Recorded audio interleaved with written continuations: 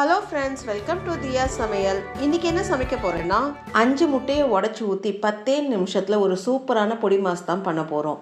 இது சப்பாத்தி தோசைக்கு நடுவில் வச்சு ரோல் பண்ணி சாப்பிட்டிங்கன்னா செம்ம டேஸ்ட்டாக இருக்கும். இது சப்பாத்தி தோசைக்கு மட்டும் இல்லாமல் சாதத்து கூடயும் சேர்த்து சாப்பிட்டிங்கன்னா செம்ம டேஸ்ட்டாக இருக்கும். வாங்க எப்படி செய்கிறதுன்னு பார்க்கலாம். சமையல் அறைக்கு போகிறதுக்கு முன்னாடி இப்போ தான் ஃபர்ஸ்ட் டைம் என் சேனலை பார்க்குறீங்கன்னா என் சேனலை சப்ஸ்கிரைப் பண்ணிவிட்டு பக்கத்தில் இருக்க பெல் ஐக்கானை கிளிக் பண்ணிவிட்டு வாங்க. பொடி மாஸ் செய்ய ஒரு பேன் எடுத்துக்கோங்க. பேன் நல்லா சூடான பிறகு 2லேருந்து 3 டேபிள் ஸ்பூன் எண்ணெய் சேர்த்துக்கோங்க. எண்ணெய் சேர்த்து நல்லா சூடான பிறகு 2 பெரிய சைஸ் வெங்காயத்தை பொடிசாக நறுக்கி சேர்த்துக்கோங்க. வெங்காயம் நல்லா சாஃப்டாகிற அளவுக்கு வதக்கி விட்டுக்கணும். வெங்காயத்தோட கலர் சேஞ்ச் ஆகக்கூடாது, நல்லா டிரான்ஸ்பரண்ட்டாக மாறும் தெரியுங்களா, அந்த அளவுக்கு வதக்கி விட்டுக்கோங்க. வெங்காயம் நல்லா சாஃப்டாகிற அளவுக்கு வதக்கி விட்டாச்சு.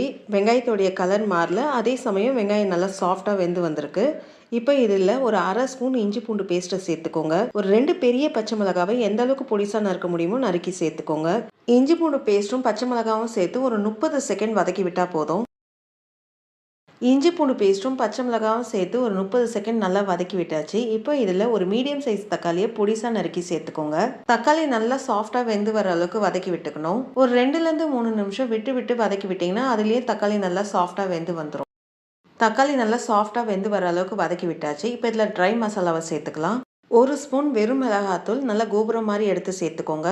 1/2 ஸ்பூன் தனியாத்தூள் நல்லா கோபுரம் மாதிரி எடுத்து சேர்த்துக்கோங்க. 1/2 ஸ்பூன் சீரகத்தூள், 1/2 ஸ்பூன் கரம் மசாலா தூள் தலைவெட்டி சேர்த்துக்கோங்க. 1/4 ஸ்பூன் மஞ்சத்தூள், பொடி மாசுக்கு தேவையான உப்பை சேர்த்துக்கோங்க.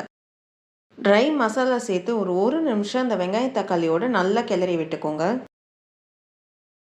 ட்ரை மசாலா சேர்த்து எல்லாம் ஒன்று சேர நல்லா கிளறி விட்டாச்சு. இப்போ 1/4 கிளாஸ் தண்ணி சேர்த்துக்கோங்க. தண்ணி சேர்த்து எல்லாம் ஒன்று சேர ஒரு கலரி விட்டு அடுப்பை லோ ஃப்ளேமுக்கு மாற்றி வச்சு இந்த மசாலாவை வேக விடுங்க. நம்ம ஊற்றின தண்ணி நல்லா வற்றி அந்த மசாலாவிலேருந்து எண்ணெய் நல்லா பிரிஞ்சு வரணும், அந்த அளவுக்கு வேக விடணும். மசாலாவை கொஞ்சம் விட்டு விட்டு நல்லா கிளறி விட்டுக்கோங்க. அடி பிடிக்காமல் பார்த்துக்கோங்க. எண்ணெய் நல்லா பிரிஞ்சு வர அளவுக்கு மசாலாவை வேக விட்டாச்சு. இப்போ 5 முட்டையை உடச்சி ஊற்றிக்கோங்க. முட்டையும் அந்த மசாலாவும் ஒன்று சேர நல்லா கிளறி விட்டுக்கணும். கொஞ்சம் கைவிடாமல் கிளறி விட்டுக்கோங்க. அப்போ தான் பொடி மாசு மாதிரி வரும். இல்லைனா முட்டை அங்கங்கே நின்று கொஞ்சம் பெரிய பெரிய பீசஸாக வெந்து வந்துடும். முட்டையும் அந்த மசாலாவும் ஒன்று சேர நல்லா ட்ரை ஆகி வந்திருக்கு. இந்த ஸ்டேஜில் நீங்கள் உப்போட டேஸ்ட்டெல்லாம் பார்த்துக்கோங்க. கடைசியாக 1/2 ஸ்பூன் மிளகுத்தூள் சேர்த்துக்கோங்க. கொஞ்சம் கருவேப்பிலை சேர்த்துக்கோங்க. கொஞ்சம் கொத்தமல்லி பொடிசாக நறுக்கி சேர்த்துக்கோங்க. எல்லாத்தையும் சேர்த்து ஒரு கலரி விட்டு அடுப்பு ஆஃப் பண்ணிடுங்க.